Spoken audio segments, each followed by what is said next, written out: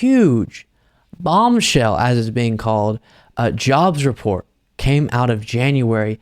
517,000 new jobs have been added to the economy, and the unemployment rate is now at 3.4%. Extremely, historically low. The lowest since 1969, if I'm not mistaken. Take a look at this. What? I'm not going to tell people what you said when the number came out. It was a bad word. I said a bad word, which is rare for me because I was so surprised. 517,000 jobs added.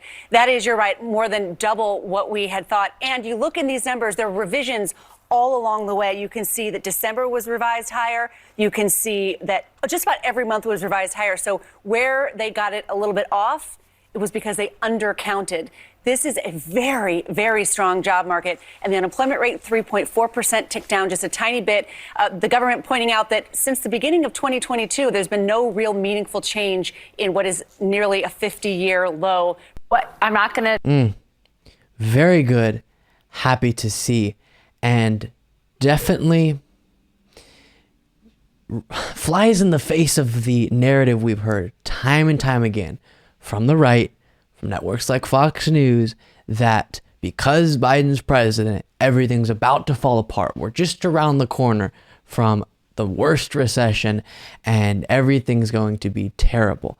And then each month that is not the case. And we're about to look at Biden responding to this news, but it's not because Biden's president that this is the reality. Now, there's certain things I think he's done well that could have contributed to this, things he hasn't done that could have made the situation better. But you have to recognize and be honest, presidents don't have complete authority over the economy, but many are inconsistent with that, right? And that's why you should be honest and consistent yourself, because we've seen conservatives, or at least Trump supporting conservatives, say, Biden's terrible because the economy is bad. And the things they'll point to, inflation, and as we talked about, that seems to be a natural aftermath plus corporate price gouging after the pandemic, everything that was dealt with there.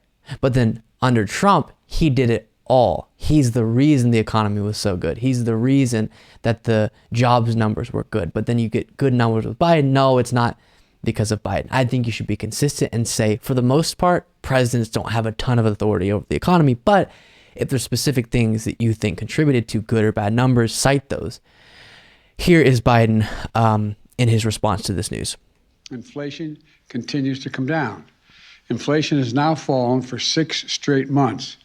Gas prices are down more than $1.50 a gallon since their peak. Food inflation is falling as well. And as inflation is coming down, take-home pay for workers is going up. Real wages are up. Wages for lower income, middle income workers have gone up even more. Couple that with a 2.9% economic growth last quarter. And here's where we stand. The strongest job growth in history, the lowest unemployment rate in 54 years, manufacturing rebounding at a faster rate than in the last 40 years, inflation coming down, real wages going up, but moderately going up, not going through the roof. The economy growing at a solid clip. Put simply, I would argue the Biden economic plan is working. Inflation.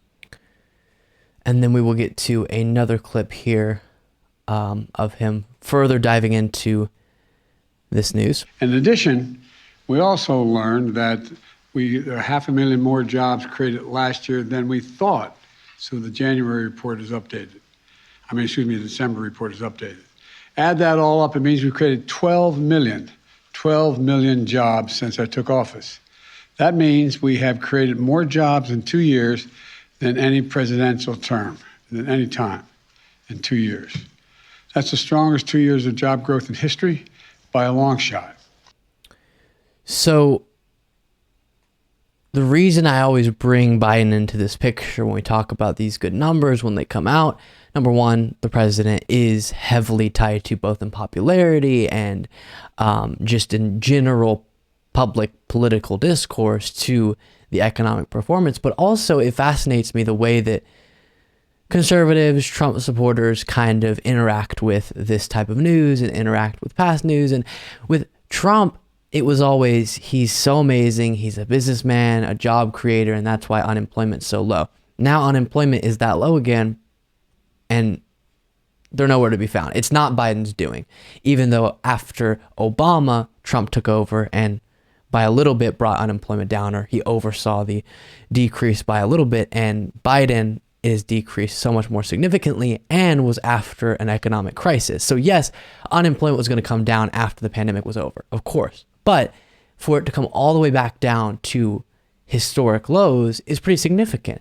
And I think you need to be honest about it. You know, how does the president actually play into that? It's not just Biden clicked the good economy button, but definitely throws cold water on the idea that Biden was going to go in there and destroy everything, as we heard from the right. Thank you so much for watching. If you want to be a part of what makes this show possible, plus get access to the full video version of the show hours before all the clips are uploaded to YouTube, plus get the full bonus show every single Saturday, you can do so by going to patreon.com/Luke Beasley. That's patreon.com/Luke Beasley.